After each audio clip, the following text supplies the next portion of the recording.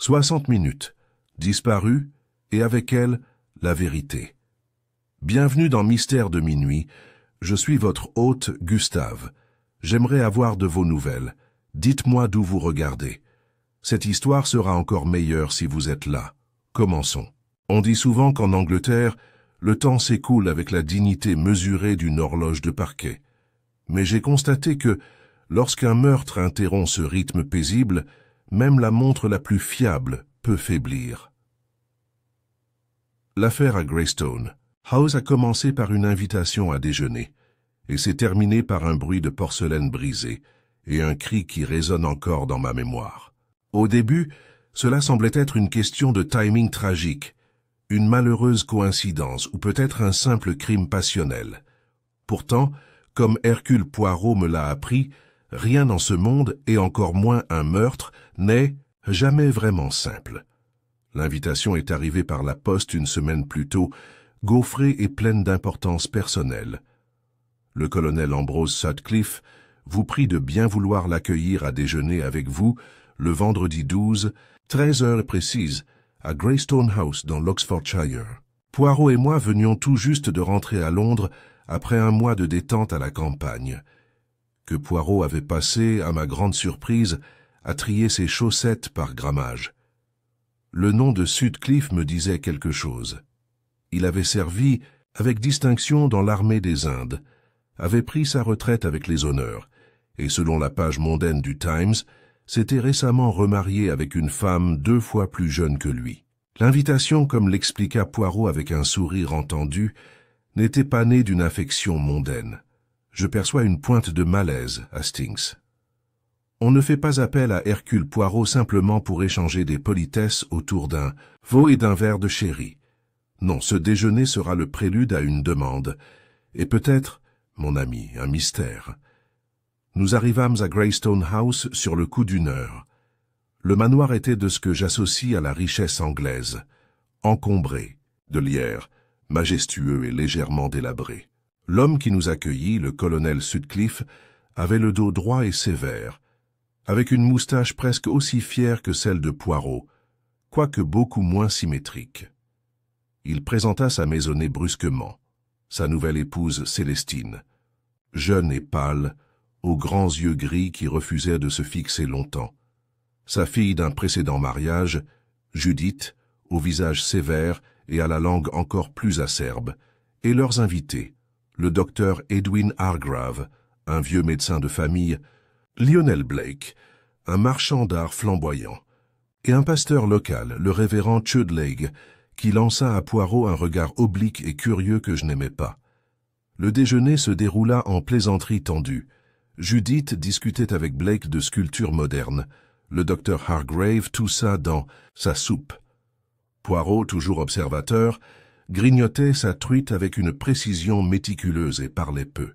Je sentais une tension sous chaque phrase, comme un orage ronronnant sous la surface. Ce n'est qu'après le dessert que l'événement s'est produit. Le colonel Sutcliffe se leva pour aller chercher une bouteille de cognac dans son bureau. Quelques instants plus tard, un fracas fit irruption. Un valet de pied accourut, le visage blême. « Monsieur, le colonel est mort. » Nous nous précipitâmes tous vers le bureau. Le colonel Sutcliffe gisait recroquevillé près de son bureau, une carafe brisée à ses pieds. Une tache sombre se forma sous sa tempe, et un seul regard suffit pour le savoir. L'homme avait été frappé, violemment et mortellement, par l'horloge en bronze ornée qui trônait habituellement sur son bureau, mais ce n'était pas la vue de la mort qui troublait Poirot. C'était l'étrange silence qui régnait dans la pièce. L'horloge, l'instrument même de la violence, tic-taquait toujours, imperturbable, et sur son cadran poli, l'heure s'affichait, 14h17. Et pourtant, selon le personnel de maison et l'horloge, du grand-père dans le hall, le colonel avait quitté la table à 13h40. Le cri était venu juste après 2h30 quelque part. Dans l'intervalle entre les temps, 1 heure avait disparu. 1 heure au cours de laquelle le colonel a trouvé la mort. 1 heure dont personne ne pouvait ou ne voulait rendre compte. Poirot s'agenouilla près du corps, les sourcils froncés. « Mon Dieu !»« Hastings » murmura-t-il. Quelqu'un n'a pas seulement ôté la vie à cet homme, il a volé le temps lui-même. Poirot resta accroupi près du corps, ses doigts effleurant le bord de la carafe brisée, non pour perturber la scène du crime, mais pour étudier la direction du verre brisé. Son regard s'attarda, précis et posé, avant de se relever avec la raideur d'un homme peu habitué à s'agenouiller. « Messieurs, mesdames, dit-il d'une voix calme mais ferme, personne ne doit quitter la maison. Ce n'était pas un accident. » Le docteur Hargrave, qui observait la pièce avec anxiété depuis la porte, fit un pas en avant.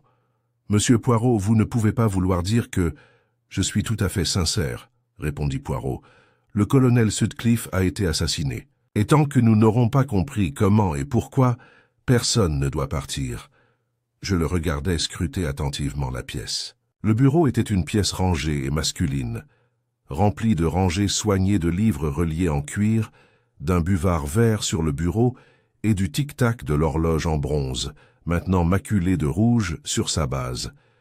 Mais ce qui retint surtout l'attention de Poirot, ce n'était pas la violence, mais l'attiming. « Mademoiselle Judith, » dit-il en se retournant avec une douceur qui semblait toujours surprendre. « Vous avez dit que votre père avait quitté le déjeuner à 13h40 précise. » Elle cligna des yeux.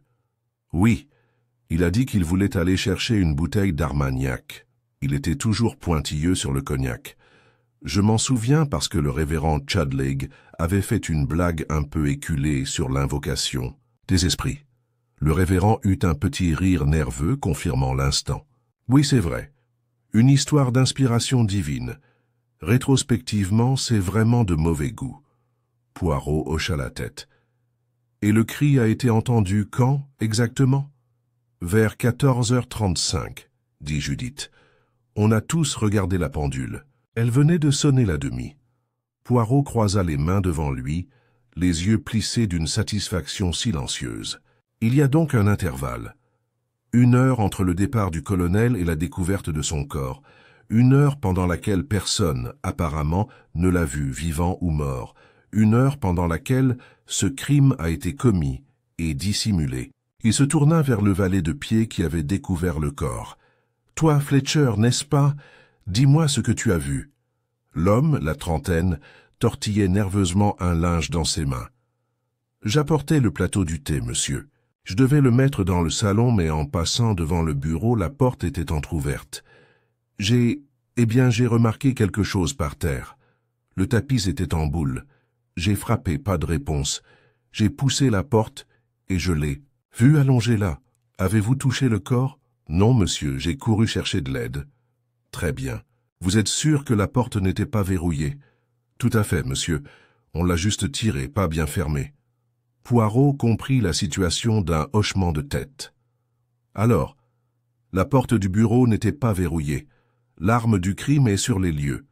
Personne n'a vu ni entendu de lutte. Et pourtant, notre victime est restée morte pendant au moins 30 minutes avant que quiconque ne s'en aperçoive. Son regard parcourut à nouveau la pièce. Et pourtant, le plus grand mystère n'est pas la violence. C'est l'heure qui manque. Il me fit un geste subtil pour que je le suive dans le hall principal. L'horloge de parquet se dressait là, imposante, tic-tac solennelle.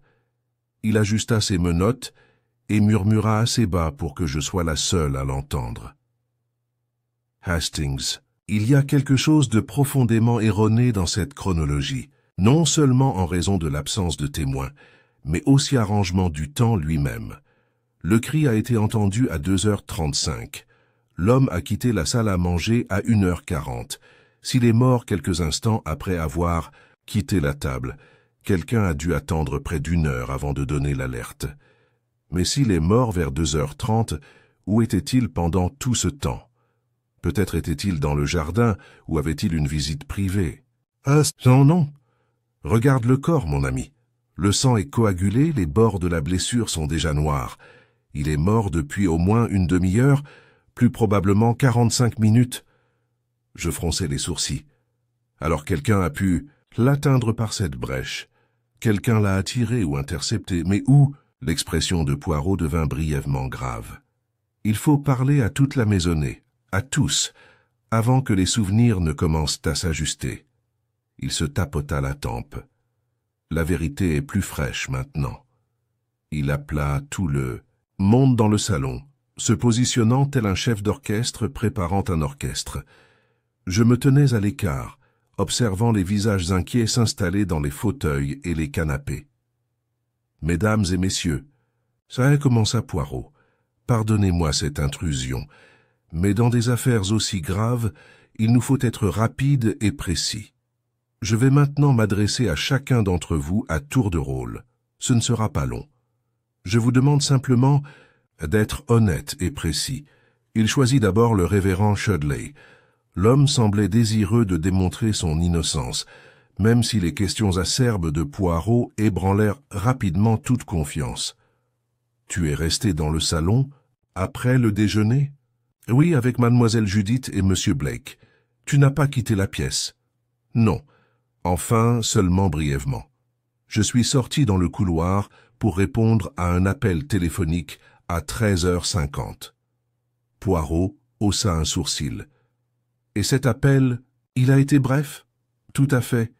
Il me reste juste à confirmer le déjeuner religieux de demain avec madame Henderson. Alors tu es revenu ?»« Oui. Peut-être 5 minutes plus tard. » Poirot hocha la tête. « Merci, révérend. » Blake arriva ensuite, se prélassant avec une désinvolture presque exagérée. « Je n'ai tué personne, si c'est ce que tu veux dire. » Poirot esquissa un sourire crispé. « C'est toujours ma question, monsieur, mais je la formule rarement aussi crûment. Vous êtes resté au salon. En effet, je discutais de sculpture avec Judith, comme vous vous en souvenez peut-être. La discussion était très animée. Judith émit un reniflement sec et peu amusé. Poirot fit un geste doux. Et après, je suis resté jusqu'au cri. Je suis peut-être même passé dans le couloir à un moment pour fumer une cigarette. « Ah !» dit Poirot. « Depuis combien de temps ?»« Pas longtemps. 10 minutes ? Peut-être moins. »« Je n'ai pas vu le colonel, si c'est ce que vous cherchez. Avez-vous remarqué la porte du bureau ? » ?»« Non, désolé. Je n'étais pas attentif. » Le regard de Poirot s'attarda sur Blake une seconde de plus que nécessaire avant de se tourner vers Judith.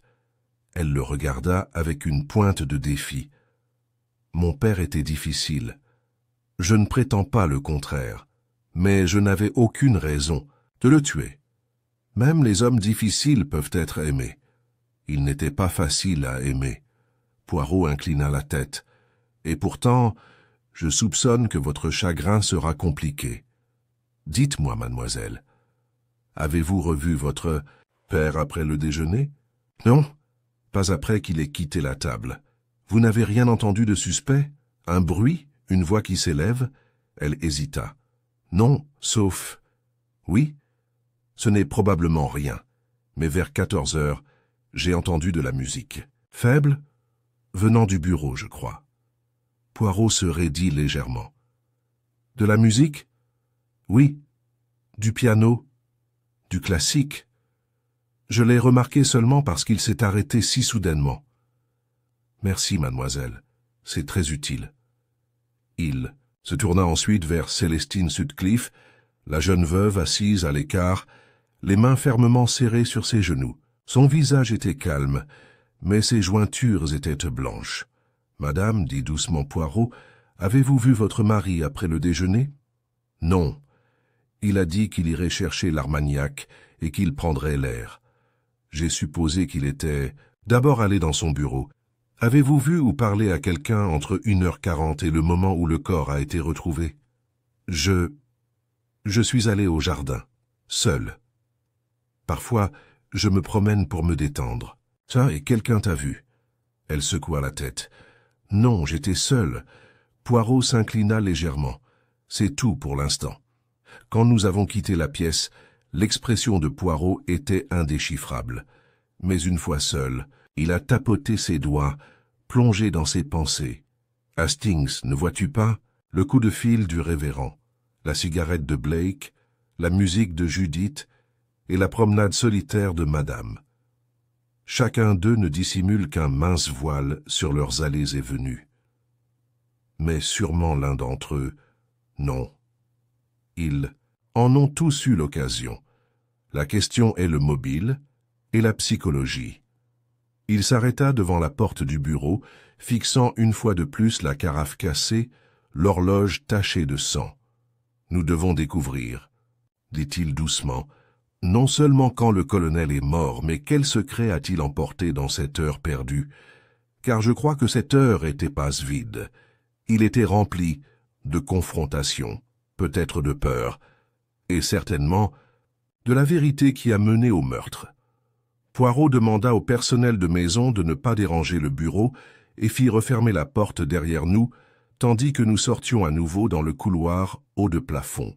Il se déplaçait avec la grâce précise d'un homme disposant des pièces sur un échiquier, et je le suivis silencieusement, tandis qu'il revenait sur nos pas jusqu'au salon. À l'intérieur, les invités étaient toujours présents, chacun perdu dans son malaise. Judith se tenait les bras croisés près de la cheminée, le regard perdu dans les braises, même si le feu était éteint. Le révérend Chudleigh se versa un verre de sherry, ses mains tremblant juste assez pour faire vibrer le cristal. Blake feuilletait nonchalamment un catalogue d'art moderne posé sur une table d'appoint, feignant une nonchalance qui ne trompait personne. Et Célestine Sutcliffe était assise, immobile sur le canapé, l'air moins accablé de chagrin que suspendu, telle une femme attendant la permission de s'effondrer. Poirot s'adressa à eux sans élever la voix. « Pardonnez-moi cette intrusion, mes amis. J'ai une autre question à vous poser concernant l'état d'esprit du colonel avant la tragédie. » Au début, personne ne répondit, puis Blake jeta un regard en coin et demanda « Son état d'esprit, ça veut dire s'il était déprimé, craintif ou paranoïaque. L'un de ses symptômes, monsieur, s'est-il comporté de manière inhabituelle ce matin? Semblait-il agité, distrait? » Judith répondit la première. Il était toujours irritable avant le déjeuner, mais plus que d'habitude aujourd'hui. Il regardait sans cesse sa montre à gousset. À un moment, il s'en est même pris à Mère Célestine, sans raison apparente. Célestine leva les yeux, surprise. « Ce n'est pas vrai. » « C'est vrai. Il t'a aboyé dessus, à propos de la disposition. De la table. J'avais demandé si on pouvait déplacer le déjeuner sur la terrasse, répondit-elle sur la défensive. Il a dit qu'il y avait trop de vent. Ce n'était pas claquant, c'était... Elle hésita. C'était sa façon de faire. Poirot hocha poliment la tête. Cela suggère quand même une distraction. Et il regardait sa montre, vous dites? Judith hocha la tête. À plusieurs reprises. Je pensais qu'il attendait quelqu'un. Poirot se tourna vers le révérend. Et vous, monsieur? Vous connaissez bien la famille. Le colonel a-t-il évoqué quelque chose d'inquiétant récemment? Des modifications à son testament, peut-être? Une dispute avec un ami? Le révérend hésita. C'était un homme réservé. Mais la semaine dernière, il a demandé à me parler en privé. Il semblait inquiet. Pas effrayé exactement, mais méfiant. Méfiant de quoi? Il n'a rien dit. Juste qu'il avait découvert quelque chose. Quelque chose qu'il n'aurait jamais dû savoir. Le regard de Poirot s'éclaircit. A-t-il dit de quoi il s'agissait? Non. Mais il a utilisé le mot « trahison ». Je m'en souviens très bien. Poirot joignit les mains derrière son dos. Merci. Et cette conversation a-t-elle eu lieu dans le bureau? Non, dans le jardin pendant sa promenade matinale. Il aimait méditer avant le petit déjeuner. Une nouvelle couche de silence s'installa dans la pièce. Poirot nota brièvement son carnet de poche et jeta un coup d'œil vers la fenêtre. Le soleil déclinait, dorant les haies d'une douce lumière ambrée. Il poussa un petit soupir de satisfaction. « Allons, Hastings, prenons un rendez-vous. Il y a quelque chose dans une maison qui se révèle plus sincèrement de l'extérieur. » Nous avons franchi les portes-fenêtres et sommes arrivés sur la terrasse. Le parc de Greystone House était vaste. Des pelouses vallonnées, une roseraie en fleurs et une haie d'ifs bordant un étroit chemin de pierre menant à la limite du domaine. La brise de l'après-midi s'était levée, caressant la cime des haies dans un doux bruit d'applaudissements. Poirot. Dis-je, crois-tu vraiment qu'il s'agit de trahison, et non d'argent ou de ressentiment familial? Ah, Hastings, la racine du meurtre est souvent un mobile simple, mais Fleurel produit une réaction complexe. La trahison, lorsqu'elle est personnelle, laisse une blessure plus profonde que le vol ou même la haine. Nous nous sommes arrêtés au bout de l'allée du jardin, où un banc en fer forgé était à moitié caché par un laurier. Poirot m'a fait signe de regarder. Là, sur le sol, se dessinait une faible forme de croissant dans la poussière, plus petite qu'une empreinte de talon, mais sans aucun doute une marque laissée par une chaussure à talons hauts. Madame Sutcliffe a dit qu'elle était venue seule, murmura Poirot. Mais cette empreinte de pas fait face vers la maison.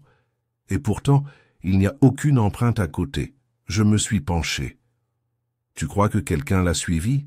Non, je pense que quelqu'un a attendu ici. Assez longtemps pour laisser une seule trace révélatrice. Et puis je suis reparti par un autre chemin. Il s'agenouilla et examina la terre de plus près. Le sol est légèrement remué à côté de l'empreinte. Pas piétiné, mais volontairement dégagé. Quelque chose a été laissé tomber. Peut-être une cigarette, ou autre chose compromettant. Et récupéré? Peut-être, ou emporté par le vent. Il se redressa avec un grognement satisfait et repartit vers la maison. Voyons, Hastings, si l'un des employés a remarqué quelque chose d'insignifiant peut-être, qui semblait sans importance sur le moment. De retour à l'intérieur, Poirot appela Madame Fallows, la gouvernante. C'était une femme corpulente et pragmatique d'une 60aine d'années, vêtue d'un uniforme impeccable et dotée d'une précision du temps surprenante. « Madame Fallows, » dit Poirot avec un sourire, « puis-je vous demander si vous gardez les horloges de la maison? »« Oui, monsieur. Je les ai tous réglées moi-même dimanche dernier. Le colonel était très méticuleux. » Les yeux de Poirot pétillèrent. « Ah oui. Et à quelle heure était-il le déjeuner? » « Vers 13h35, monsieur. J'ai débarrassé les assiettes moi-même. Et vous avez vu le colonel après ça? »« Non, monsieur. Je suis descendu directement à l'arrière-cuisine. »« As-tu entendu de la musique vers 2h? » Elle marqua une pause. « De la musique, monsieur. Eh bien, maintenant que vous en parlez, j'ai entendu un léger son. Du piano. Je croyais que mademoiselle Judith jouait. Est-ce que ça a duré longtemps? »« Non, à peine 1 minute. Puis ça s'est arrêté. » Poirot fronça les sourcils. « Curieux. Encore une chose. Est-ce que des horloges ont disparu récemment? Manquant? Non, monsieur. J'ai cependant remarqué hier que l'horloge du bureau avait été légèrement déplacée. Elle est toujours perpendiculaire au buvard, mais elle était inclinée. » Poirot la remercia et la congédia gentiment. Une fois parti, il se tourna vers moi. « Mon ami, nous en avons maintenant assez pour commencer à encadrer les bords du puzzle. Tu veux dire que tu soupçonnes quelqu'un? Pas encore. Mais je soupçonne quelqu'un de coucher et de manipuler le temps lui-même pour confondre l'œil et la mémoire. » Il commença à marcher lentement, comptant les minutes sur ses doigts. Nous avons un homme décédé entre 1h45 et 14h30, probablement plus près de cette heure-là. Il a été frappé par un objet lourd, l'horloge du bureau sans doute placée à titre symbolique. Sa porte n'était pas verrouillée. On ne l'a retrouvée que près d'1 heure plus tard. Et pourtant, nous avons des distractions. Musique, appels téléphoniques, pauses cigarettes, promenades solitaires. Tout cela place les gens hors de portée de toute responsabilité. Je fronçai les sourcils. Et l'horloge du bureau indiquait 2h17. Ça doit nous dire quelque chose, non? Poirot s'arrêta. Oui, Hastings, ça nous dit que quelqu'un voulait nous faire croire que le crime a eu lieu à 14h17. Mais je pense que le tueur en semble cette fois-là exprès. Je l'ai regardé fixement. Tu veux dire que le meurtrier a déplacé les aiguilles de l'horloge? Exactement. L'horloge n'était pas seulement utilisée comme une arme, elle était utilisée comme une déclaration. Un accessoire de théâtre. Mais voilà le problème. Il fonctionnait encore quand nous l'avons trouvé. Il laissa cela en suspens un moment. Si ça faisait tic-tac, dis-je lentement, alors quelqu'un a dû le régler après le meurtre? Ou bien, corrigea Poirot, Quelqu'un l'a arrêté pendant le meurtre et l'a redémarré avant qu'il ne soit découvert. Une illusion pour nous éloigner de la véritable heure. Le poids du puzzle commençait à prendre forme. « Alors l'heure manquante ?» dis-je. Poirot se tapota la tempe. « L'heure manquante n'est pas seulement du temps perdu, c'est du temps manipulé. Et quelqu'un dans cette maison l'a utilisé pour fabriquer un alibi. » Il se dirigea vers le bas de l'escalier, appela Judith et lorsqu'elle apparut, il lui posa une question simple. « Mademoiselle Judith, puis-je voir le piano ?» Surprise! Elle hocha la tête et nous conduisit à la salle de musique, juste à côté de l'aile est. C'était une pièce bien rangée, à la décoration minimaliste. Le piano brillait près de la fenêtre. Une partition ouverte sur un nocturne de Chopin. Poirot étudia les clés, puis se pencha et ouvrit le couvercle du banc. À l'intérieur soigneusement plié se trouvait un métronome. Il se tourna vers Judith. « Vous avez joué à 2 heures, mademoiselle ?»« J'ai entendu la musique, oui, je ne l'ai pas jouée. » La voix de Poirot était douce. « Alors qui l'a fait ?»« Ou personne n'a joué. » Il baissa à nouveau les yeux vers le métronome, puis la regarda de nouveau. Parce qu'un métronome, une fois remonté, sonne exactement comme une horloge. Et placé sur les cordes d'un piano, il pourrait simuler le léger claquement de touches lointaines. De quoi faire dire à toute la maisonnée « Ah oui, il y avait quelqu'un dans la salle de musique à 14 heures. » Mais était-ce vraiment le cas? Sa bouche s'ouvrit, puis se referma. Poirot se détourna en murmurant « Ah, Hastings, nous ne résolvons pas un meurtre, nous décryptons une performance. » Et le rideau, je le savais, commençait à peine à se lever. Poirot se tenait dans la salle de musique, une main délicatement posée sur le couvercle du piano, les yeux fixés, non sur l'instrument mais sur son environnement. Le parquet ciré, la lumière oblique du soleil à travers la fenêtre à meneaux, la cheminée sans poussière. Son attention, comme toujours, ne se portait pas sur l'évidence. Judith se tenait à quelques pas en arrière, les bras croisés sur la poitrine, l'expression indéchiffrable. Je sentis sa colère se hérisser lorsque Poirot prit le métronome sur le banc du piano et le fit tourner doucement entre ses mains. « C'est une illusion astucieuse, » dit-il presque pour lui-même. « Le métronome crée un rythme, oui, et placé à l'intérieur du piano ou sur la table d'harmonie, il résonne. La maison entend de la musique, mais personne n'est aux touches. » Les yeux de Judith se plissèrent. « Je te l'ai déjà dit, je ne jouais pas. » Poirot inclina la tête. « Et je ne vous accuse pas, mademoiselle. Je dis simplement que quelqu'un recherchait. Nous faire croire que vous, ou quelqu'un d'autre, jouiez du piano, à 2 heures, alors qu'en réalité il faisait tout autre chose, peut-être quelque chose de plus sinistre. » Elle ricana mal à l'aise. Pourquoi quelqu'un s'embêterait-il avec un truc pareil? Pour semer la confusion, pour se donner du temps, une illusion d'alibi. Voyez-vous, je crois que le meurtre de votre père n'était pas un acte spontané. Il était calculé. Et comme toute grande performance, il nécessitait un décor, un scénario et une mise en scène trompeuse. Judith se détourna. On dirait une pièce de théâtre. Poirot s'autorisa un petit sourire. C'est exactement comme une pièce de théâtre, mademoiselle. Et nous voici au 2e acte, où le masque commence à tomber. Elle n'a rien dit de plus, mais j'ai aperçu le rapide coup d'œil qu'elle a jeté vers la fenêtre avant de quitter la pièce, un léger tremblement dans sa démarche. Poirot s'est tourné vers moi une fois qu'elle fut partie. « Hastings, il y a quelque chose que nous devons récupérer, un récit des derniers jours du colonel. Je soupçonne que les réponses que nous cherchons ne se trouvent pas seulement dans les lacunes de la chronologie actuelle, mais aussi dans ce qu'il l'a découvert la semaine précédente. »« Tu veux dire un journal ?» Poirot hocha la tête. « Ou de la correspondance, tout ce qui pourrait expliquer son agitation soudaine. Rappelez-vous ce que le révérend a dit, le colonel a parlé de trahison. Alors nous devrions fouiller le bureau. » Les yeux de Poirot pétillèrent. « Nous ne chercherons pas, mon ami.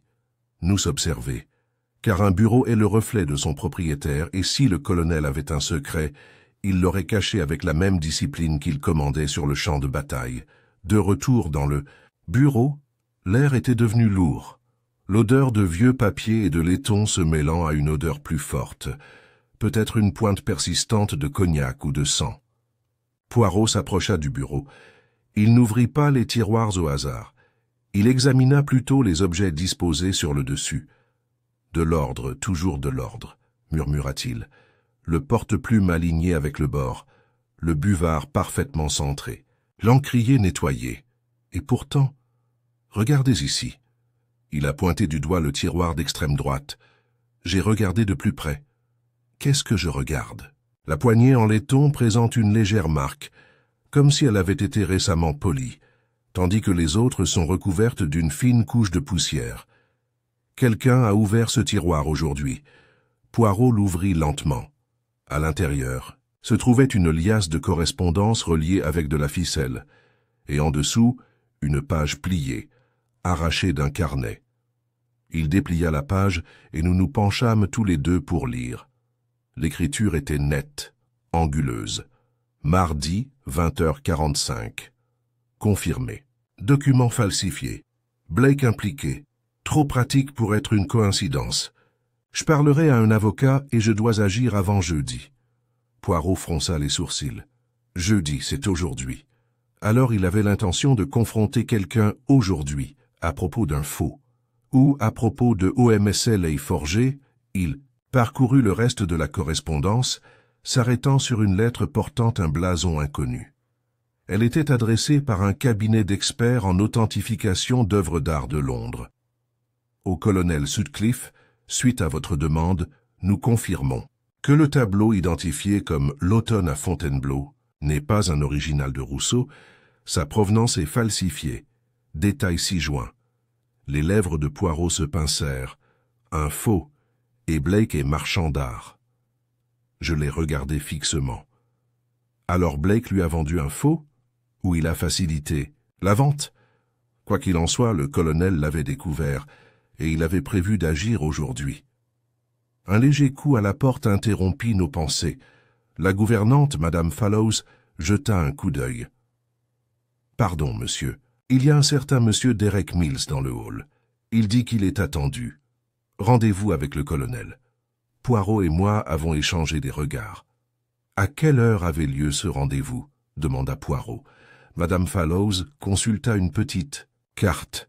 « 2h15, monsieur. » Poirot haussa les sourcils. 2h15.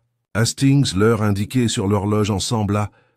Nous nous sommes précipités vers le hall d'entrée. Un grand homme d'une quarantaine d'années attendait avec un parapluie et une mallette. Il portait un manteau à chevrons et affichait une légère irritation. « Je suis Monsieur Mills, dit-il, avocat. Le colonel Sutcliffe a demandé à me rencontrer aujourd'hui pour une affaire juridique. Plutôt urgente, dit-il. Est-il » Poirot lui fit signe d'entrer dans le salon. « Monsieur, j'ai le regret de vous informer que le colonel est décédé. Nous enquêtons sur les circonstances de son décès. » Le visage de Mills pâlit. « Seigneur, mais... » Il était catégorique. Il a dit qu'il voulait modifier son testament et dénoncer une fraude. Il a dit que le temps était compté. Poirot se pencha en avant. A-t-il mentionné des noms? Non. Seulement qu'il avait appris quelque chose de profondément préjudiciable, quelque chose qui risquait de ruiner la réputation de quelqu'un et peut-être même de détruire sa famille. A-t-il dit quand il l'a découvert? Mills hocha la tête. Plutôt cette semaine. Il avait l'air effrayé. Je ne l'ai jamais entendu comme ça. Poirot se leva. « Merci, monsieur Mills, vous m'avez été d'une grande aide. » Alors que Mills partait, Poirot se tourna vers moi avec une étrange lueur dans les yeux. « Hastings, tout commence à se mettre en place. Marchons à nouveau. Il y a une dernière chose que je souhaite confirmer. » Il me fit traverser le bureau, le long couloir, puis de nouveau la pelouse. L'air était devenu vif. La haie d'if projetait de longues ombres sur l'allée de gravier. Poirot s'arrêta près de la roseraie. « Observe, Hastings, » dit-il en désignant les porte-fenêtres du bureau. « D'ici, on a une vue dégagée sur la pièce, si les rideaux sont ouverts. » J'ai regardé. Il avait raison.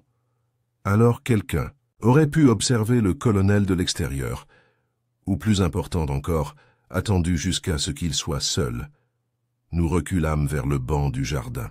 Poirot désigna à nouveau la marque en forme de croissant. Le tueur n'a pas suivi le colonel dans le bureau.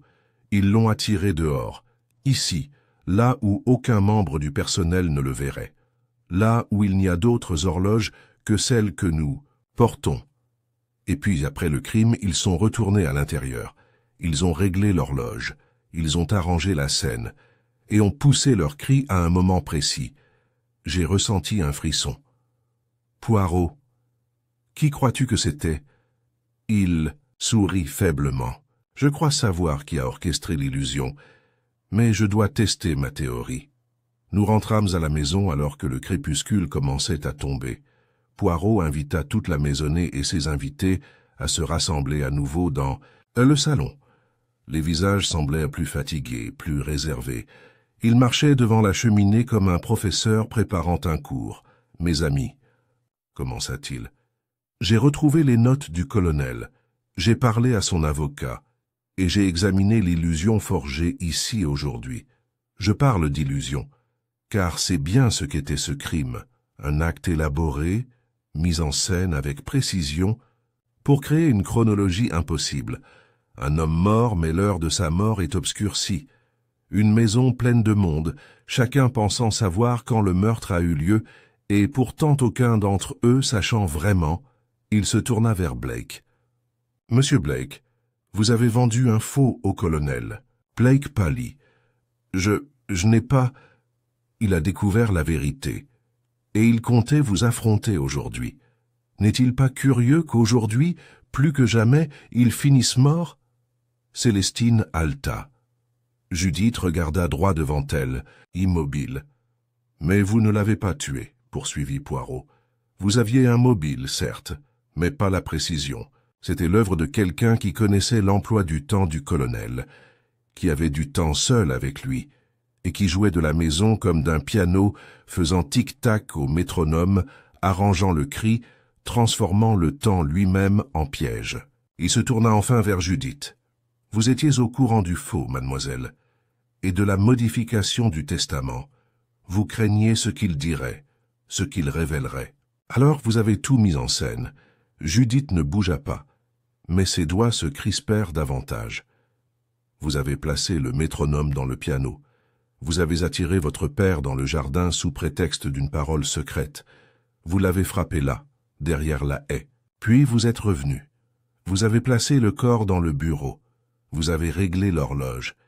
Et vous avez attendu le moment où vous saviez que le cri causerait le plus de confusion. Une pause.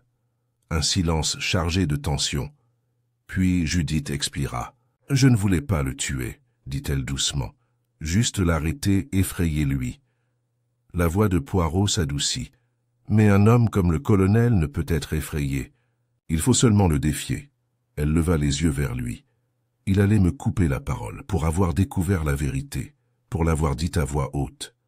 Poirot hocha la tête d'un air triste. « Alors, mademoiselle, vous avez volé 1 heure. Mais le temps, comme la vérité, ne reste pas caché éternellement. » La salle resta silencieuse, tandis que Judith Sutcliffe était emmenée. Et quand l'horloge sonna 7 heures, Poirot se tourna vers moi et dit « Voilà, Hastings, le rideau tombe. » Le silence qui suivit la confession de Judith ne fut pas immédiat. Il y eut d'abord une inspiration, la main de Célestine sur sa bouche, le murmure d'incrédulité du révérend et même le murmure stupéfait de Blake. « Mon Dieu !» Puis, tandis que le poids de la vérité s'abattait sur la pièce comme le crépuscule sur un champ de bataille, personne ne dit un mot. Judith ne pleura pas. Elle ne broncha pas lorsque l'agent de police, discrètement appelé par Poirot à l'avance, sortit du couloir où il l'attendait avec un tact étrange.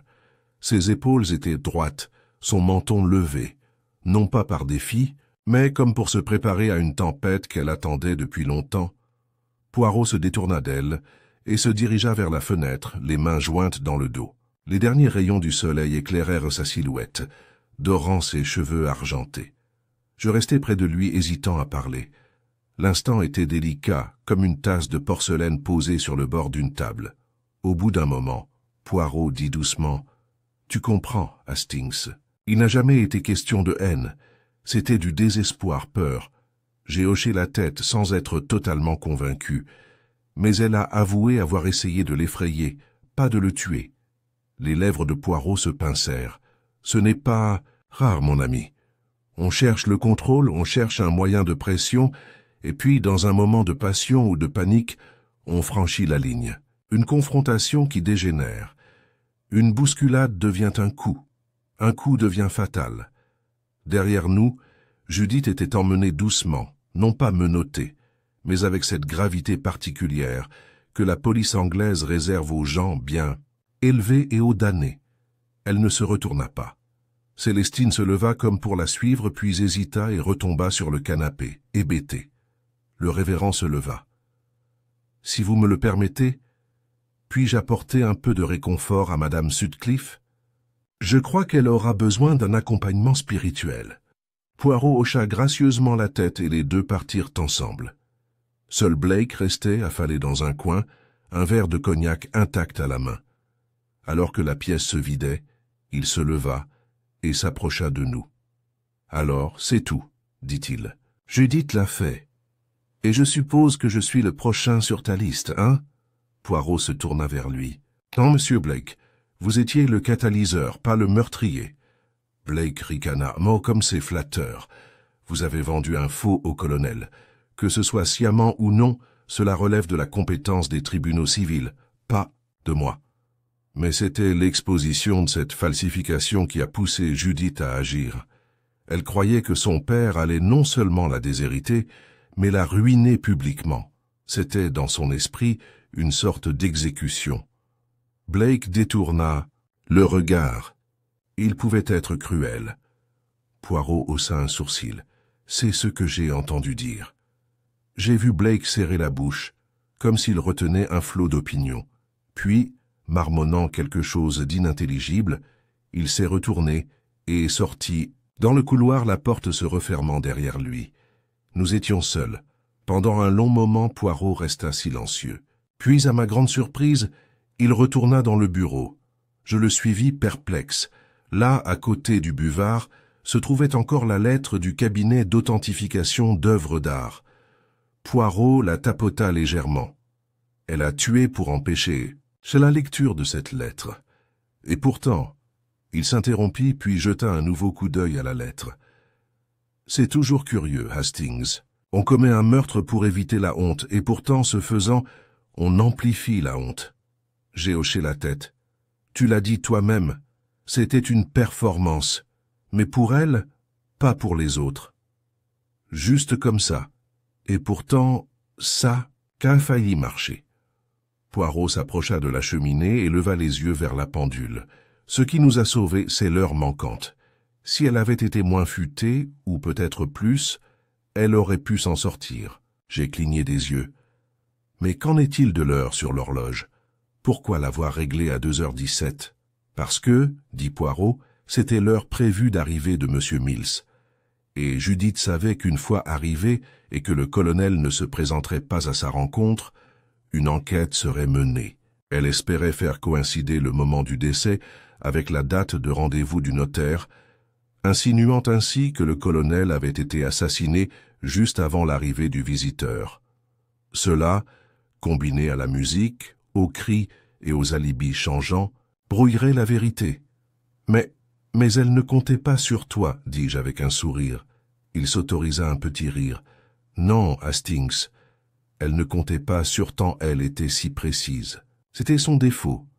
Elle oubliait que les horloges peuvent être truquées, mais le corps dit la vérité. Le sang ne ment pas. Il s'assit doucement sur la chaise derrière le bureau et baissa les yeux vers la carafe qui reposait encore là, à moitié vide, sa jumelle brisée au sol. Je compris à cet instant à quel point la reconstitution de Poirot était complète. Non seulement des événements, mais aussi des mobiles, des intentions, et même du drame silencieux qui s'était joué à cette heure fatale. Après une pause, j'ai demandé « Et Célestine, tu crois qu'elle s'en doutait ?» Poirot hocha lentement la tête. « Oui, mais elle ne pouvait pas le prouver. Ou peut-être le pouvait-elle, mais elle craignait les conséquences. Son mariage avec le colonel n'avait pas été heureux, je crois. Mais elle s'était attachée à Judith, et la dénoncer aurait signifié, briser le peu de paix qui subsistait dans la maison.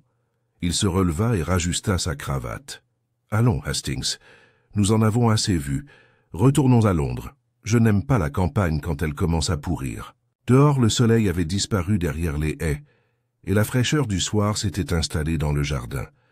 Nous avons récupéré nos manteaux et avons croisé l'agent de police en sortant.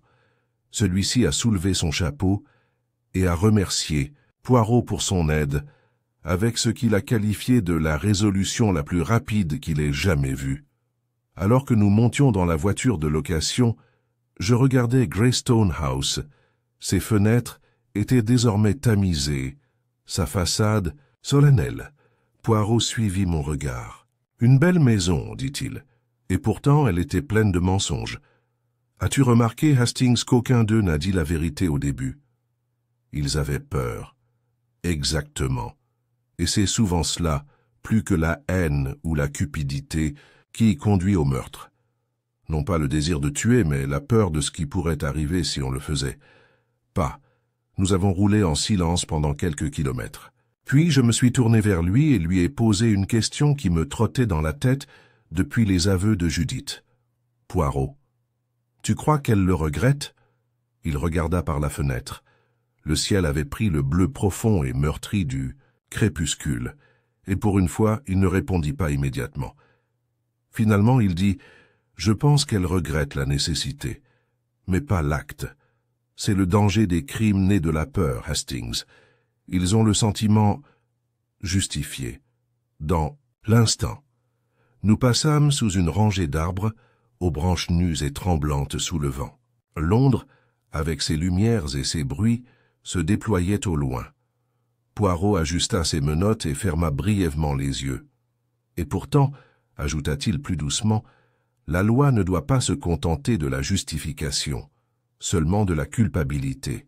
C'est la justice. Je me suis adossé à mon siège, regardant le paysage défiler. L'affaire était close, et avec elle, le mystère de l'heure manquante. Mais les paroles de Poirot persistaient comme une énigme non résolue, et dans le silence entre deux pensées, j'ai réalisé « Un meurtre peut avoir de nombreux motifs, mais une seule conséquence, justice, qu'elle soit acceptée ou non. » Voiture a continué à rouler, et derrière nous, Greystone House s'est évanouie dans l'obscurité. La silhouette de Londres émergeait de la brume telle une histoire à moitié oubliée. La fumée s'échappait des cheminées, la circulation bourdonnait déjà au loin, et les lampadaires commençaient à s'allumer dans le crépuscule qui approchait. Notre taxi traversa Chelsea, puis descendit vers Whitehaven Mansions, où Hercule Poirot pouvait enfin retrouver sa chère symétrie, son ordre et ses serviettes amidonnées. À l'intérieur, il ne perdit pas de temps. Tandis que je m'affalais, avec gratitude dans un fauteuil, Poirot disparut dans la cuisine, ressortant non pas avec sa tisane habituelle, mais avec 2 beaux verres en cristal et une modeste bouteille d'Armagnac, le même millésime, remarquai-je, que celui que le regretté colonel Sutcliffe avait eu l'intention de récupérer avant sa mort prématurée. « Un toast, Hastings, » dit-il en me tendant un verre. « Autant notre adversaire le plus rusé et notre allié le plus fidèle. » J'ai levé mon verre. « Autant. » Et à la vérité. Nous bûmes et pendant quelques instants la paix régna. Mais je ne pouvais pas laisser tomber. Quelque chose dans la confession de Judith, malgré sa clarté, me rongeait. Peut-être était-ce son expression, résignée mais pas brisée. Ou peut-être était-ce cette vague suggestion, enfouie dans les paroles précédentes de Poirot, qu'il restait encore quelque chose. En suspens. Poirot, dis-je lentement. Pardonne-moi, mais il y a quelque chose que je ne comprends pas bien. Il tourna vers moi un regard plein d'espoir, un sourcil levé de cette manière exaspérante et théâtrale. Vous avez parfaitement reconstitué le meurtre, ai-je continué. Judith a avoué avoir attiré son père dans le jardin, L'horloge était réglée pour tromper. Le métronome imitait la musique. Tout cela collait. Mais, et si elle n'avait pas agi seule? L'expression de Poirot ne changea pas. Il se tourna simplement pour ajuster le pli de la serviette sous la bouteille d'Armagnac. « Vas-y, Hastings. Eh bien, réfléchissez-y. Judith n'aurait pas pu déplacer le corps de son père seul. Le colonel Sutcliffe était un homme corpulent, et elle était une femme frêle. Même avec de l'adrénaline, cela aurait demandé un effort considérable, et elle aurait dû le porter ou le traîner sans être vue. À travers le jardin, au-delà de la haie d'if, sur le chemin de gravier. « Astucieux, » murmura Poirot. « Donc, si elle n'a pas déplacé le corps toute seule, qui l'a aidée? Où ?» dit-il en faisant tournoyer le liquide dans son verre. « Qui l'a déplacé? Plutôt d'elle. » J'ai cligné des yeux. « Tu veux dire qu'elle ne l'a pas fait? »« Oh, elle a porté le coup, » dit Poirot. « J'en suis certain. Mais comme vous le constatez, il y a des incohérences logistiques. Et rappelez-vous, mon ami, elle a dit qu'elle voulait seulement effrayer lui. Oui, mais on dit toujours ça, non? Après coup, non. Ses paroles avaient du poids. Elle voulait mettre en scène une confrontation, peut-être une menace. Elle emporta l'horloge dans le jardin comme un symbole, sa précieuse montre, celle-là même qui dictait chaque instant de leur vie. Elle l'avait peut-être brandie en signe de protestation, voire de fureur. Mais le coup fatal, il n'était pas net, il n'était pas visé, il atterrit bas, derrière l'oreille, plus comme une chute que comme une attaque. Il s'arrêta. Ce que je crois, Hastings, c'est ceci. Quelqu'un témoin la confrontation. Peut-être même l'a-t-elle entendue. Et puis quand Judith s'est enfuie, affolée, paniquée, cette personne est passée à l'action. Elle a déplacé le corps, a arrangé, la scène, a mis fin à l'illusion. Mais pourquoi l'aiderait-il à le dissimuler? Poirot se pencha en avant. Pour la protéger, oui, mais aussi pour se protéger, car ce que savait le colonel n'impliquait pas seulement Judith, cela menaçait quelqu'un d'autre. Mon cœur s'est accéléré. Blake? Trop évident, trop surveillé. Il avait un mobile, certes, mais aucun moyen, et certainement aucune finesse. Alors, Célestine? Poirot ne dit rien, mais il ne secoua pas la tête. Je le fixais. Sa femme?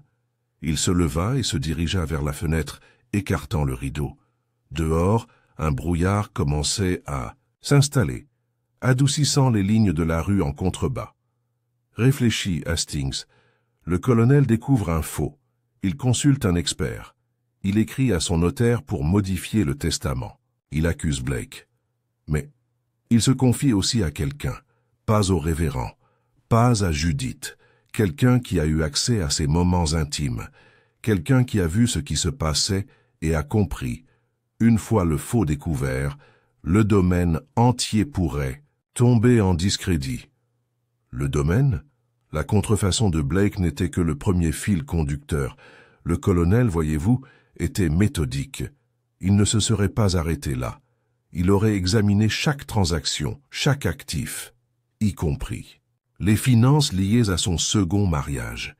J'étais encore en train de reconstituer la situation lorsque Poirot se retourna et dit « Célestine savait.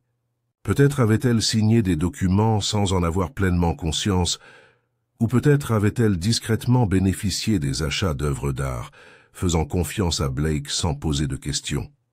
Quoi qu'il en soit, si le colonel raillait Judith du testament, cela paraîtrait vindicatif.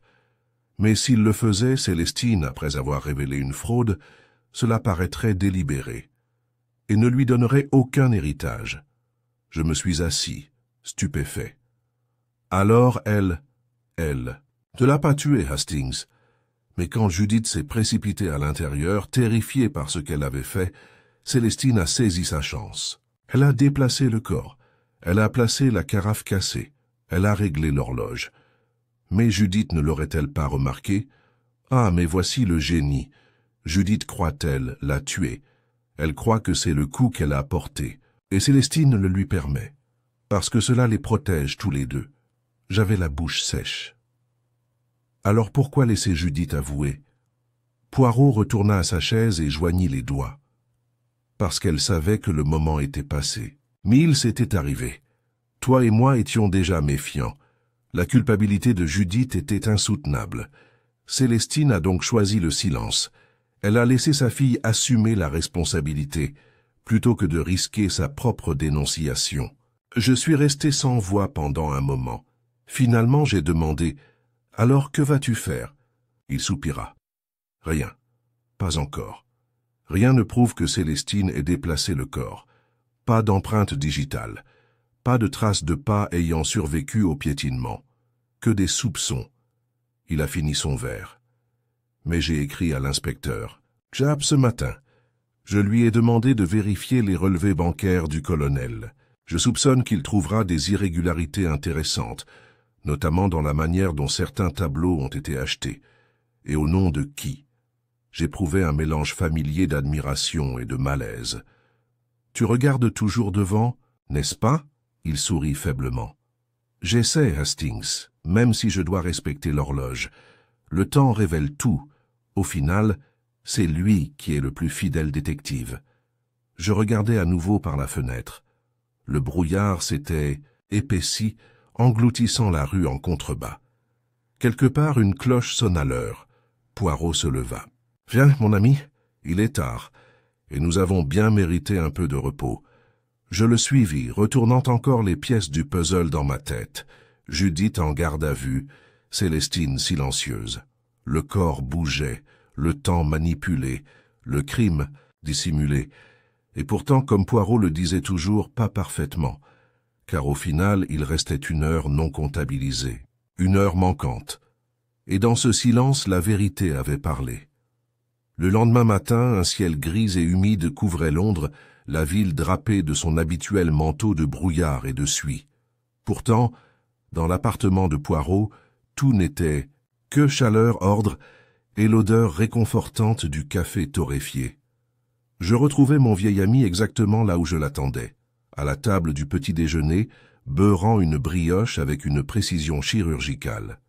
Il m'a salué d'un hochement de tête et m'a fait signe de la main vers la cafetière. « Tu as bien dormi, Hastings ?»« Bien. Il faut nourrir nos petites cellules grises. »« Poirot, dis-je en me versant une tasse, j'ai pensé toute la nuit à Célestine. » Il ne leva pas les yeux. « Ah, moi aussi. Je ne peux pas laisser passer ça, ai-je admis. Si ce que vous soupçonnez est vrai, si elle a déplacé le corps, si elle a laissé croire à Judith qu'elle avait commis un meurtre, comment pouvez-vous la laisser s'en tirer ?» Poirot posa délicatement son couteau sur le bord de son assiette. « La laisser partir?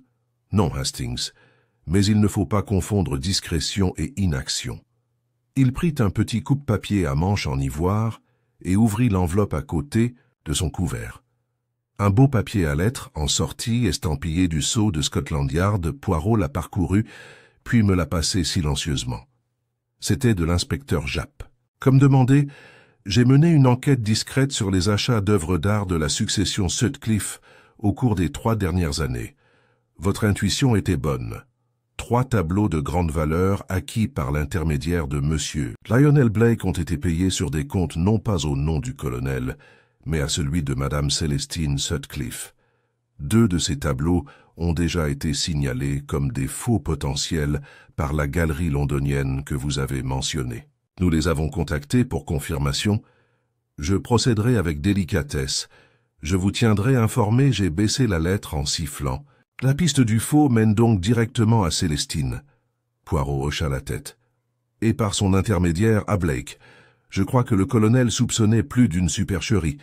Il est probable qu'il avait l'intention de démasquer non seulement le faux Rousseau, mais aussi une série d'acquisitions frauduleuses.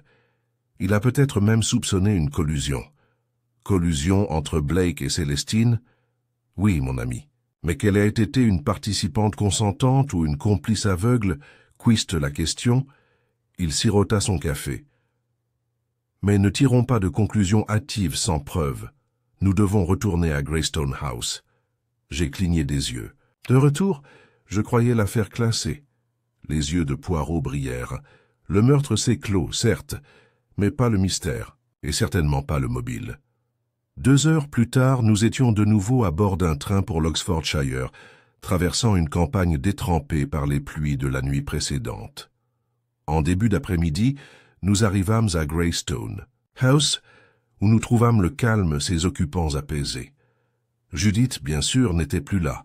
Elle avait été placée en garde à vue la veille au soir et était détenue en attendant son inculpation. Célestine, quant à elle, nous accueillit à la porte, pâle, vêtue de noir, mais posée. « Je suppose que vous êtes venu pour la suite de l'histoire ?» dit-elle d'une voix calme, presque étrangement. Poirot inclina la tête. « Nous sommes venus pour comprendre, madame. C'est un lourd fardeau de ne pas connaître la vérité. Elle nous a tenu la porte ouverte. Alors vous feriez mieux d'entrer. » Le salon était sombre, les rideaux tirés. La cheminée était froide. Célestine ne s'assit pas et ne proposa pas de thé. « Je savais que vous vous en doutiez, » dit-elle, les bras croisés, à voix basse. « Je l'ai lu dans vos yeux hier, monsieur Poirot.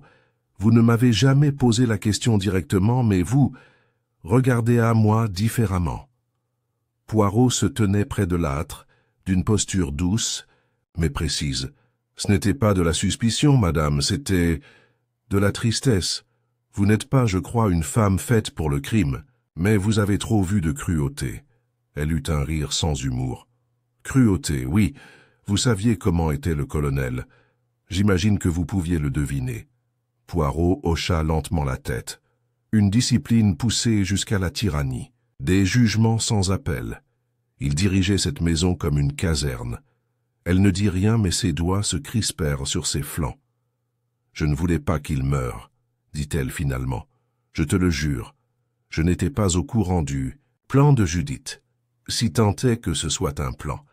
Mais je les ai entendus se disputer. Je suis allé sur la terrasse pour prendre l'air et j'ai entendu sa voix crier. Puis le silence. Poirot écoutait sans interruption. Quand j'ai atteint la haie, il était déjà à terre. Il saignait, immobile. Judith était figée, horrifiée. Je l'ai envoyé à l'intérieur. Je lui ai dit que j'appellerais un médecin. Mais quand je me suis agenouillé près de lui, elle marqua une pause. Son souffle s'arrêta. Il était mort? Elle hocha la tête. Oui. Et à ce moment-là, quelque chose a changé. J'ai compris que ce n'était pas seulement une tragédie, c'était une opportunité, une occasion de le faire taire, dit doucement Poirot. Avant qu'il ne puisse révéler les faux, la piste financière. Je n'ai pas falsifié les tableaux, rétorqua-t-elle. Je n'ai même pas choisi Blake. S'occupait de tout. Le colonel insistait pour les exposer dans la salle à manger, la bibliothèque. Il aimait l'art qui impressionnait les invités, pas l'art qu'il comprenait. Mais les achats étaient à votre nom. Oui, parce qu'il ne faisait pas confiance aux dealers. Il m'utilisait comme intermédiaire, me croyant inoffensive. C'était pratique pour tout le monde. Le regard de Poirot s'adoucit. Et pourtant, quand il a commencé à poser des questions, j'ai vu la fin venir. Je l'ai vu dépouiller Judith du testament. Puis moi. Tous les biens iraient à une obscure œuvre de charité militaire. Je serais ruiné. Pire encore, je serais publiquement ruiné. Donc vous avez aidé à mettre en scène le meurtre. Je ne l'ai pas tué, répéta-t-elle, mais j'ai déplacé le corps, j'ai réglé l'horloge, j'ai brisé la carafe. Et tu as laissé Judith croire qu'elle était coupable. Célestine détourna le regard. Il était plus facile pour elle de supporter une culpabilité intime que de nous voir tous les deux anéantis. Il y eut un silence. Poirot se retourna et traversa lentement la pièce, ses chaussures silencieuses sur le tapis. « Vous avez agi par désespoir, mais aussi par calcul, et peut-être par affection. » Elle le regarda, surprise. « Oui, dit-il, tu l'as protégée à ta manière, comme elle t'a protégé. » Célestine ferma les yeux. Lorsqu'elle les rouvrit, ils brillèrent, mais sans larmes. « Que se passe-t-il maintenant ?» Poirot croisa les mains. « Vous ne serez pas arrêté. Aujourd'hui. Mais j'ai transmis les conclusions de l'inspecteur Japp à la police locale. Une enquête sera ouverte. La piste du faux mène à M. Blake et à vous. Vous pourriez être poursuivi. Financièrement, pas pénalement. Célestine hocha lentement la tête. « C'est juste. » Poirot ajouta. « Et quand Judith apprendra toute la vérité, comment vous l'avez protégée, comment vous êtes entré dans l'ombre avec elle, elle vous détestera peut-être, mais elle comprendra. » Célestine esquissa un léger sourire triste.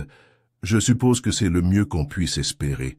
Nous l'avons laissé là, debout dans le salon qui avait autrefois résonné des pas du colonel et qui était maintenant silencieux, hanté seulement par l'absence. Dehors, alors que nous descendions le chemin de gravier jusqu'au portail, j'ai demandé « Tu penses vraiment que les autorités seront indulgentes avec elle ?» Poirot haussa une épaule. « Peut-être. Les Britanniques ont une étrange indulgence envers les crimes commis au sein du foyer.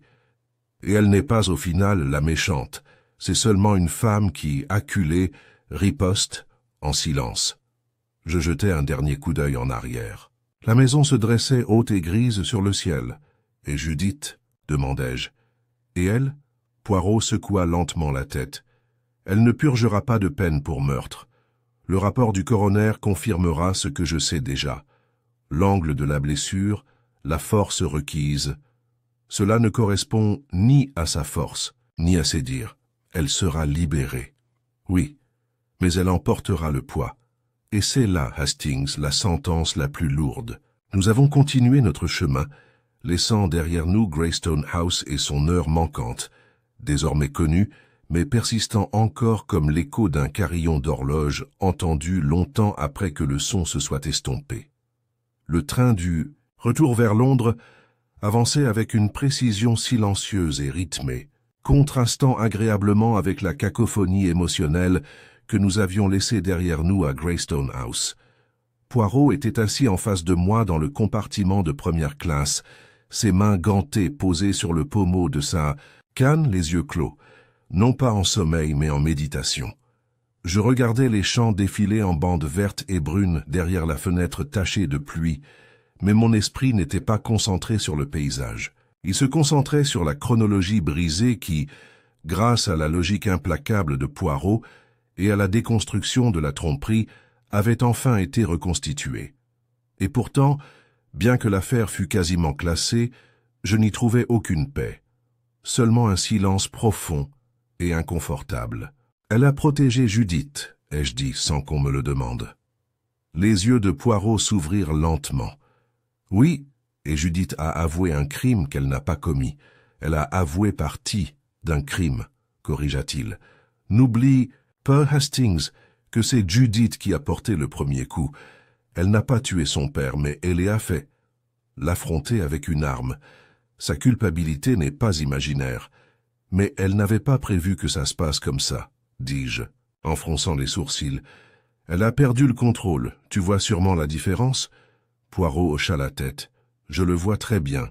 C'est ce que les Anglais appellent un crime passionnel.